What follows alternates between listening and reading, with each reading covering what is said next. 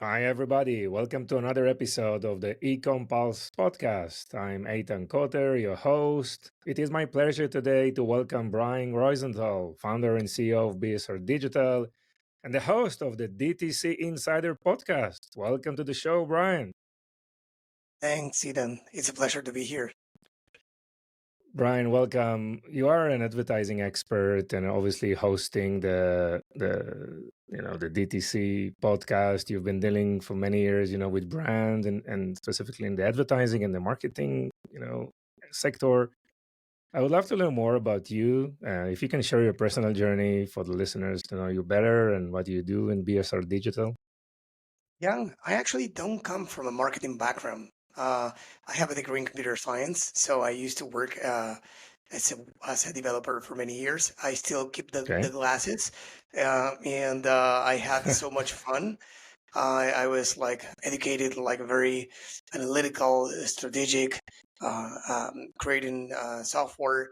Actually started creating apps for SharePoint and many other big, let's say, Wow. pieces of tech for big companies like Shell and some other big companies in the US. And and then I wanted to work for myself. I opened a software factory in which we developed, if you remember, Facebook apps. Facebook apps, for those who don't remember Yes. or don't know, the Facebook pages back then, I think they were called like fan page. They used to have tabs, and each tab could be a different thing. It could be a promotion, it could be the stores or the locations or Yep. different things that brand offered. Brands used to do many giveaways to get more followers or fans to their Facebook page. They gave away their house probably in exchange of that back then. It was Yeah. a huge deal. And so we developed those apps for many companies in my software factory. And then one day we came up with the idea of a tech startup linked to marketing as well. And that was my first connection with the marketing world. That was in 2011. And then 11. we Okay. started like seeing many of those clients we had in the tech startup that they had a lot of needs related to marketing, handling the back then there wasn't Instagram, I believe it was only Facebook. So the Facebook social media management. So we wanted to be there, but not with that tech startup. And that's how we opened the first version of my agency in 2013 with another partner because I was super busy working with my co-founder in the startup, and we started doing that, social media management. But the long story short, I wasn't comfortable giving results such as likes and shares and comments. Like Okay. I didn't feel like it was enough because my clients, when we met to present the results, were like, "Hey, I love that we are growing the fan base, but I want business results. I want clients. When are we going to be there?" Because back then, nobody knew what was going to happen with the fans. Everyone was collecting fans, and that Okay. was it. It was community building, and nowadays it's super valued Hmm. as well. But nobody knew that it didn't have a direct correlation, measurable at least correlation with with getting clients. So basically, I said, "Hey, this is not enough for me. I want more. I want business. I want to help business generate business results directly." So we started doing lead gen campaigns, and then only probably 1 or 2 years later, ecom as well. It was a Yep. totally different landscape than today's. The right column ads, not even the feed ads. It was a different thing, but anyway, that's how I got started in the paid ads world. Interesting. So, what was the trigger that, for that transition, from development, Facebook apps, going to become, kind of an agency, which is obviously evolving over the years?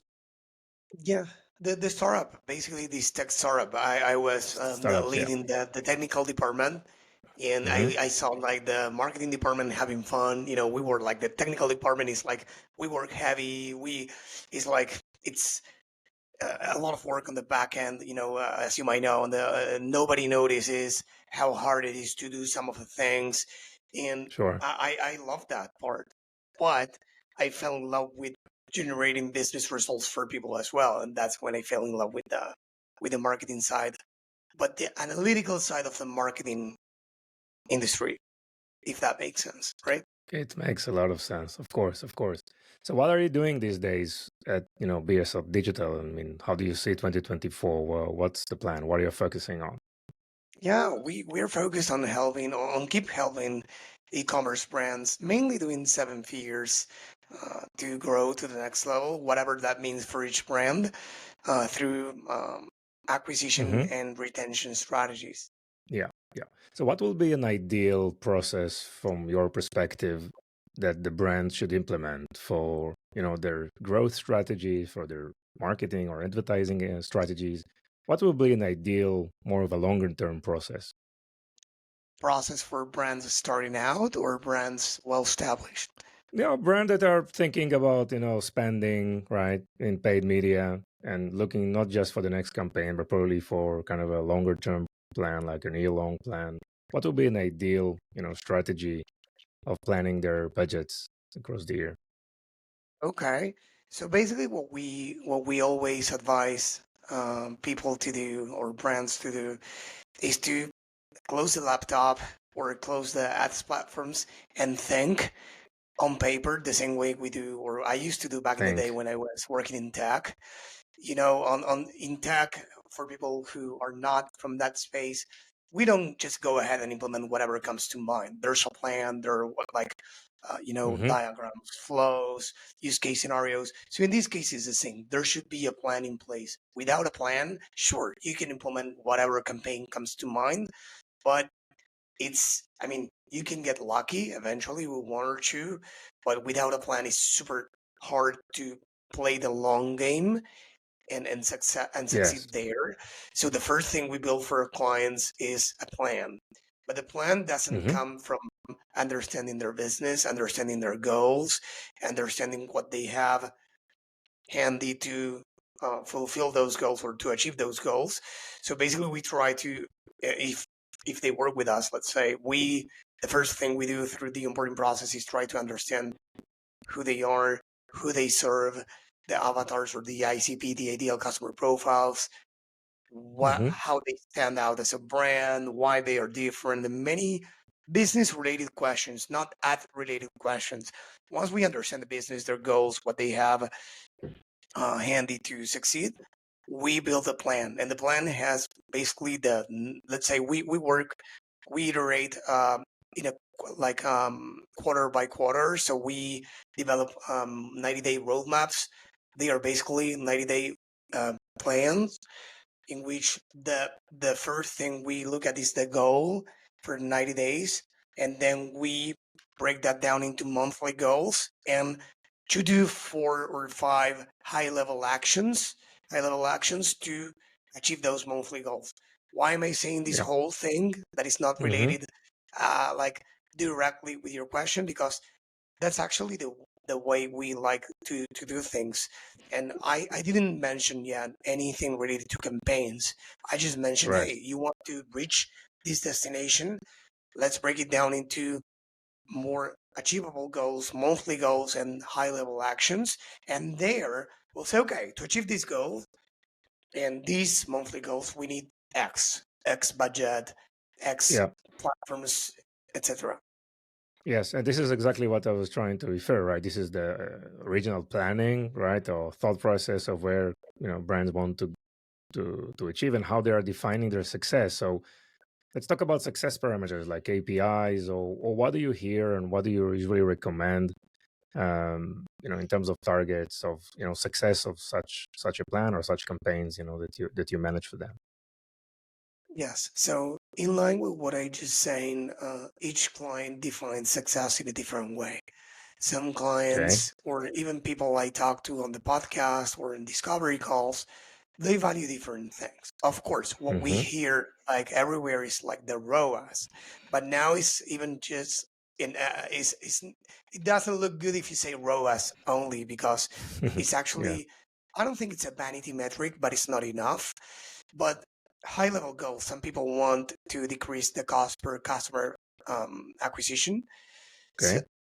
but what most brands are talking about nowadays, and should be the conversation always, but it is the current conversation because of what we've been through with COVID, etc., is Yeah. profitability. They need to be profit. So they Got are it. doing everything in their power to be profit. That means decreasing costs, but they are forgetting, not all of them, but many of them are not talking about or not doing a lot of efforts equally to increase the value of Hmm. the lifetime value of the client. So sure, we want the clients to cost less to acquire, but we should be talking even more because that has, you know, you cannot decrease the cost forever. You can keep coming up with ideas, but enough is enough. You can Yes. decrease things up to a certain point, but the sky is the limit when you take a look at the ways you can increase the value. That's how much they spend on your business over time, and that's where we focus on with the agency as well. Yeah. Interesting. And I talk to brands also a lot, and obviously last year was more a difficult one. Definitely Q1, Q2, Q3. I hear a lot about some recovery in Q4. So that's on the macro level, right? How do you see, the overall, spending, environment right now? Well, according to Meta released a report recently, and according to them, let's believe them Hmm. for a sec, the advertisers are spending more this January. I think it was up by 30% or something. So brands Wow. were Yeah. spending more overall. The brands I'm talking to, of course, it depends on seasonalities. For some of them, comparing Q4 with Q1 doesn't make sense, right? But for others, I Hmm. don't know, some Yeah. of them have like tax sale coming soon, or for others, Valentine's Day is big. So it depends, right? Yeah. But Clear. Yeah, definitely this is what we hear as well. Like this year started, probably on a very positive note compared to last year. And how do you see the spending, across the various steps in the value chain, right? Like discovery or nurturing, conversion. I mean, what is usually the purpose of these ads, and how do you see the budget is spreading across these different type of steps within the value chain? yeah, that's a great question. I think brands should think about the omni-channel. Um, Mm-hmm. let's say need to think omni-channel in this case because you can attribute a certain responsibility to a certain channels, but not everything to every channel. So if you're thinking about Uh-huh. retention through paid ads, I'm not saying Yeah. that's not possible, but it's not the main goal. The main goal is to show your ads to as many people possible, of course, qualified audiences with the relevant messages to acquire them, and then, of course, retain them through channels that you own, such as email, or if you have push notifications or anything else, a Mm-hmm. community, many other things, because you own the audience. You don't need to pay for the audience again, but you can actually, you can actually reach out in a more intrusive way, in a more relevant way there. Again, I'm not saying it's not possible through paid ads. You can actually, and it's okay to reach out to um, to reach existing customers through ads, but Yes. it's not the main goal that brands will achieve there. Sure. And how do you see the different type of medias, in terms of the effectiveness of the campaigns, video versus picture based, or testimonials, or what is usually, a right balance of these type of medias across the campaign? Yeah, I hate answering this, but it depends on each brand. We have CEOs And obviously succeed. different niche, I guess. So Yeah, yeah. yeah, we've seen videos succeed as a format with many brands, but Hmm. many times images perform best, right? So it depends. I think Okay. that brands. Something interesting I recently heard that I agree with is that brands nowadays, that those brands are trying to scale the budget and are not finding success with that. They should Hmm. think whether they are expanding the formats and messages in their ads. Why? Because when you reach a new audience, because let's say you scale the budget from, I don't know, $1,000 a day to $5,000 a day or something like that, you need to know that those Hmm. people that you're going to reach that you didn't before are probably not going to respond to the same thing that the original audience did, right? So you need to test new things. So you need to test new hooks, Yes. new benefits, like think emotional benefits, functional benefits. Uh, whether it's video or images, we need to go back to the basics. The same thing I did with the plan. Same thing. Brands, what's working right Hmm. now is going back to the basics in every aspect, including messaging. The audiences are not the filter anymore. Back in the day, of course, you could laser target your audience, and that was the thing. Why brands got away with an average message? Because they were targeting the audience they wanted. So Recorded. Okay. brands Go need to ahead. know that what worked in the old days won't work, as you were saying. The audiences were the filter, but nowadays the message is a Yeah. filter because most of the campaigns should be using, if you're not doing that already, broad audiences. Like you can test many other things, but audiences are broad or broader than Yes. before. So the filter is a message. And if you don't test a variety of messages and in different formats, you won't capture a big audience as you should. The same happens when you post organically. Some people will love reading the blog post, but some people would rather Hmm. watch a video, and some people would rather read a short form post.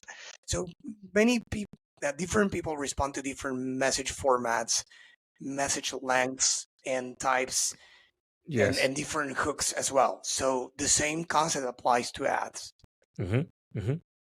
For sure, for sure. And in terms of the various e-commerce niches, I mean, do you see any patterns that are working here and not working there? I mean, in terms of the various, sectors or niches in the For industry? example, do you have an example? I mean, I don't know, like an influencer who, showcase some kind of a product in a video works very, very well, probably, I guess, in cosmetics and Yes. fashion, obviously, and some other sectors. Maybe they're like food and beverages, maybe it's a Yeah, different we, style. we Maybe a work picture would work with a better or variety some of kind of a niches, and different format. I can tell you that, of course, they Yes. all of them can leverage different things. Some products are more visual than others. Some products are more technical than others. Some products need more explanation than others, and some products need activation. So, for instance, you said Yes. the, I don't know, cosmetics for beauty. Mm-hmm. People will buy the product once, or let's say the first time, but if they don't use it, they won't buy again because they will have enough for months or years and they won't come back. So it's important for you as a brand to activate Sure. them, as we call it internally. Like the activation phase is a thing for them because you need them to use it, right? Mm-hmm. With some other products, it's not the same because Yeah. it's probably more likely for them to use it because it's a no-brainer for them, or it's something that they paid a lot of money for, and you know that they won't come back for a long time. I don't know if you sell mattresses, right? I don't know. You don't need to activate them to use the mattress. They will definitely use it. I mean, if you buy a mattress, you will use it, right? So it's not the Yes. same as I don't know, Yeah. sending educational videos with the or post with the night routine to apply this moisturizer or product for your face, or so it's a different thing. So those are the nuances that differ from industry to Yes. industry. Yes. And obviously from B2B to D2C, right? I Yes, guess there are nuances there as well, right? If it's on the B2B side, maybe it's some of the products are more advanced, more technical, that require more training, how to exactly. So operate, how to activate, and definitely the exactly. So creativity the should same support that. Yeah. as we were discussing earlier with the responsibilities of each channel for the retention or acquisition, same thing here for the acquisition or activation. Activation is not the responsibility of paid ads. You acquire the customer, that's awesome. Now let's activate them through channels that they will see, because paid ads are Yeah. great for even more nowadays for reaching a big audience, not for Mm-hmm. reaching a few thousand people, right? So if you want to reach your customers a few hundreds or a few thousands, it Yes. won't be as relevant as if you hook them up with some emails. Or many brands leverage apps, and in their apps they don't have like a replica of their store. What they have is like recipes or training Okay. videos or educational videos on how to use their products, or ideas to use the products as well. Yes. Yes. Yes. And in terms of the you've mentioned data, right, and analytics previously, and I think it's really important to discuss this as well.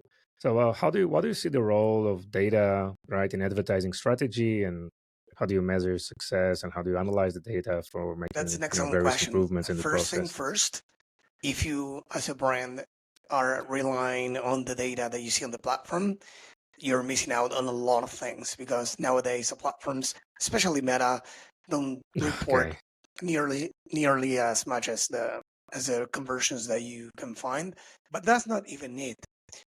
We cannot measure the things or as Okay. black or white, as like the last touch or nothing. And by that I mean that the user journey is really complex. I buy something today, but I might be into, I don't know, I might have been into that for years, and now I decide to buy.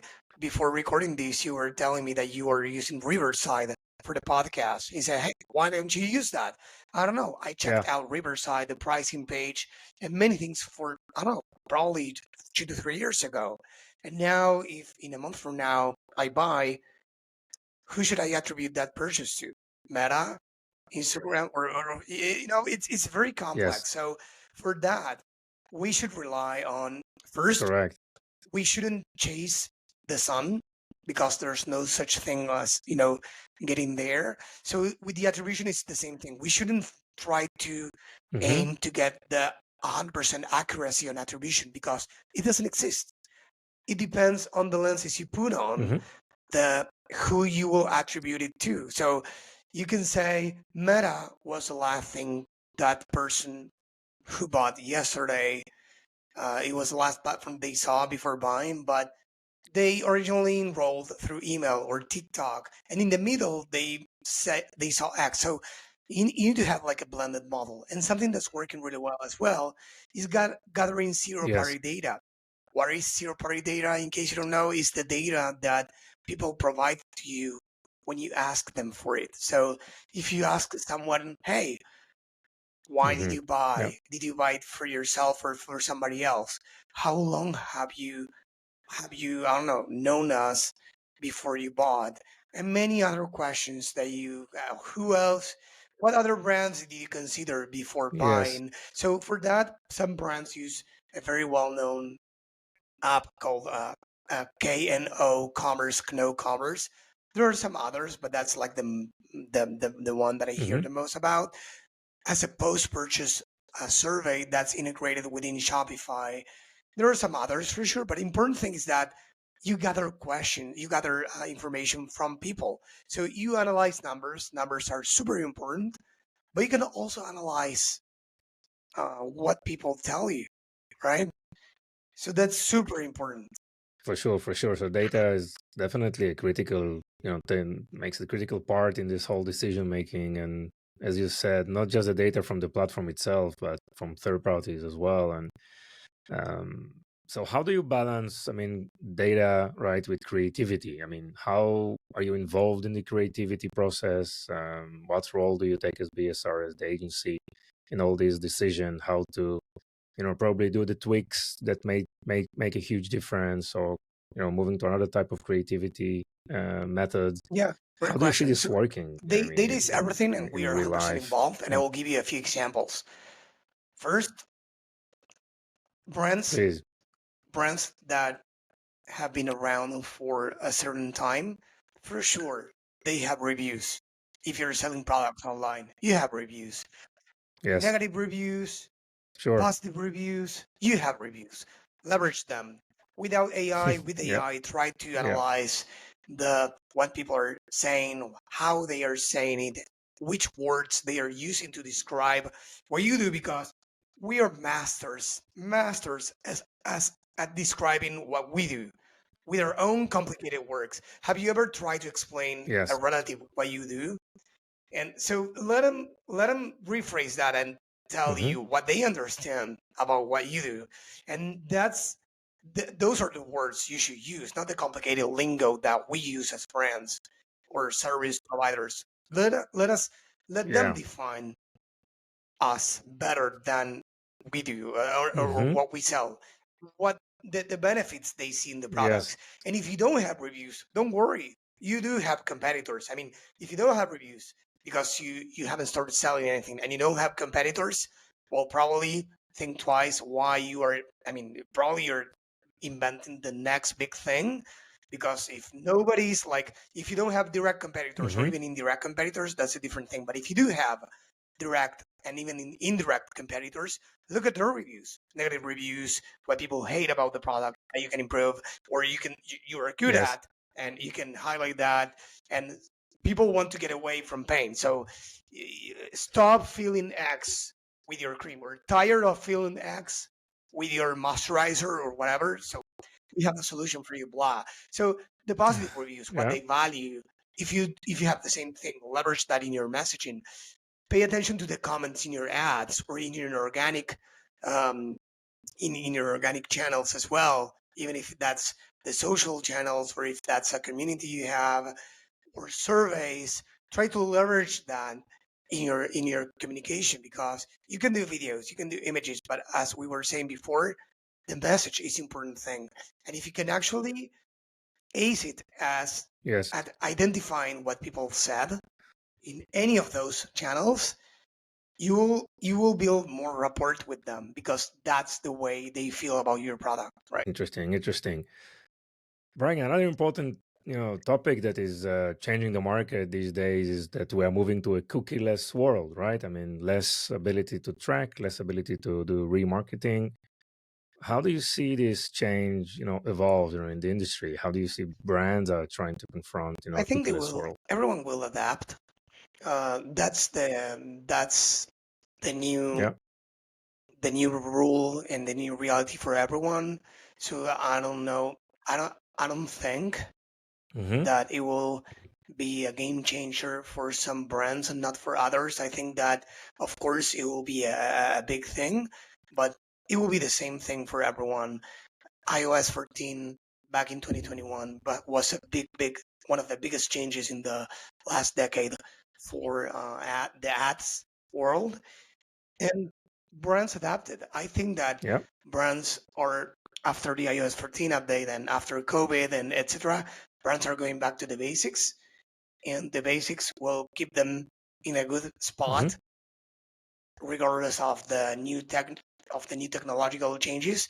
So if you have your own channel, your own list, like you have a community, you have a community, could be an email list, it could be a Facebook group, it could be anything, but you have your own people that loves you, your own customer base. You have a clear message and you have a product people love, that you Yes. have validated they love.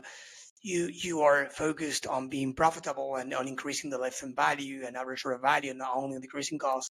I think that will be enough Hmm. for brands to succeed. Of course, they need to be on top of every tech change, but I think it will be just another change that brands will see. I might be underestimating it, but I think that Okay. that's what I see at No, least. yeah, it obviously creates also a lot of other opportunities, right? Like retail media and Exactly. other inventory sources. So definitely there is a change that brands needs to adapt. And in this, in this topic, and brands looking to make their processes more efficient, and obviously try to find new ways to market. How do you see the role of AI in all these processes? Where do you see this happening today? And how do you see this, shaping the future of e-commerce, and specifically on the advertising and campaign side? Interesting question. I don't know if I have the answer or if I'm the right person to answer anything related to that.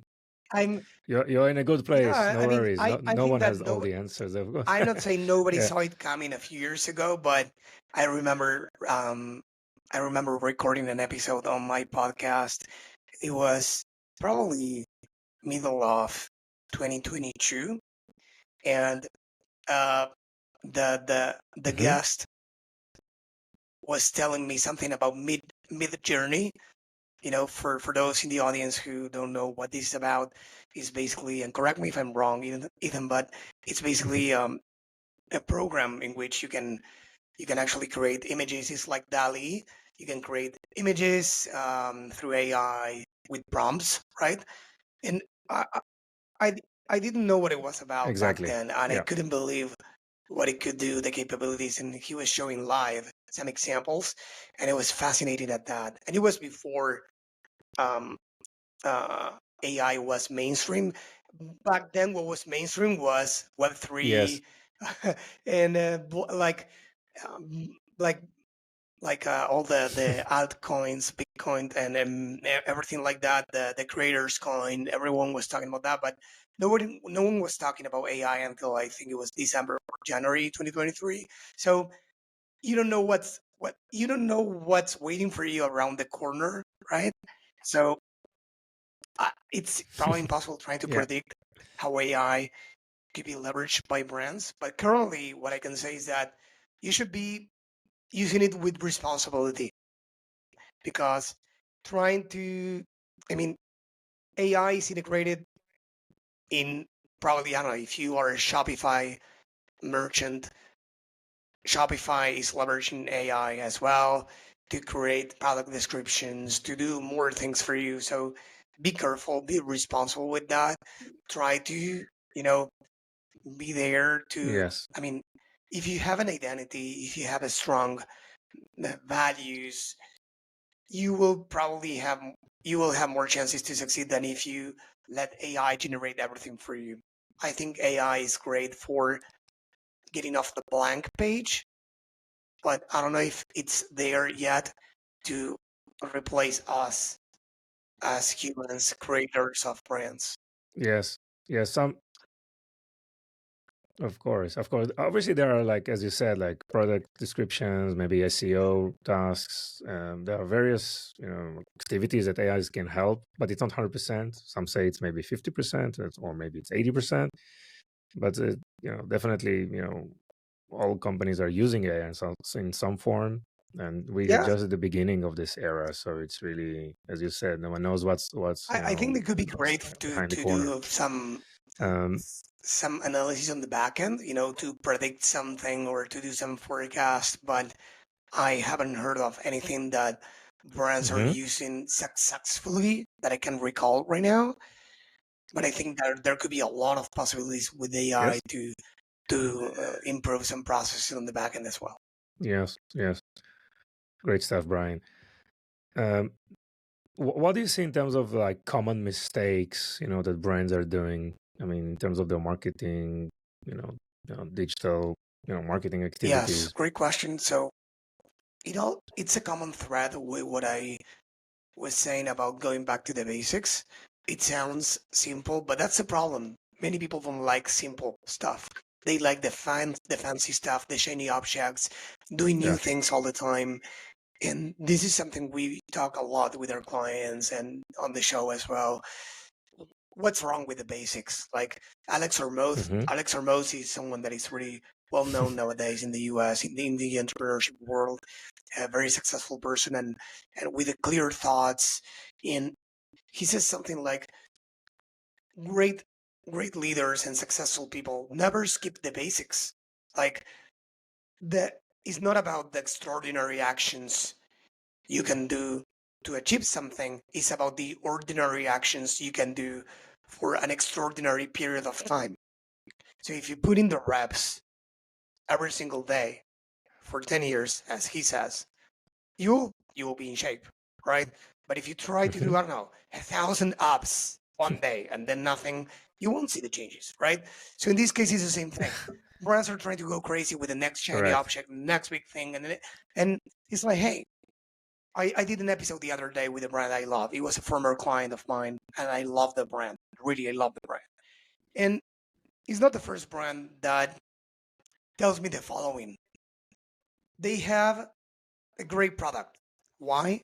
They spent 2 years, not 2 days, weeks, or months, 2 years developing the products until they were super happy with the quality of the products. Some brands we talked to, the innovation process was 5 or 10 years. 5 or 10 years, right? That's a lot of time. Some people Wow, spend a week and say, "Hey, it's a not lot. working. What's wrong? I'm not getting clients. I should probably Facebook is not working, right?" So spend the time to create a product. Spend the time to validate the Yes, product. Don't If you're starting out, don't run ads. Create a product and validate that, right? Go with your friends, your audience, give that away. Try to see if it works. Try to see if it changes people's lives. If people will come and say, "Hey, I want it." If it doesn't, ads won't solve your problem. Will amplify them. Plus, you will lose money because if I'm selling something that nobody wants, the fact that I'm telling the same thing to thousands or hundreds of thousands of people won't change that.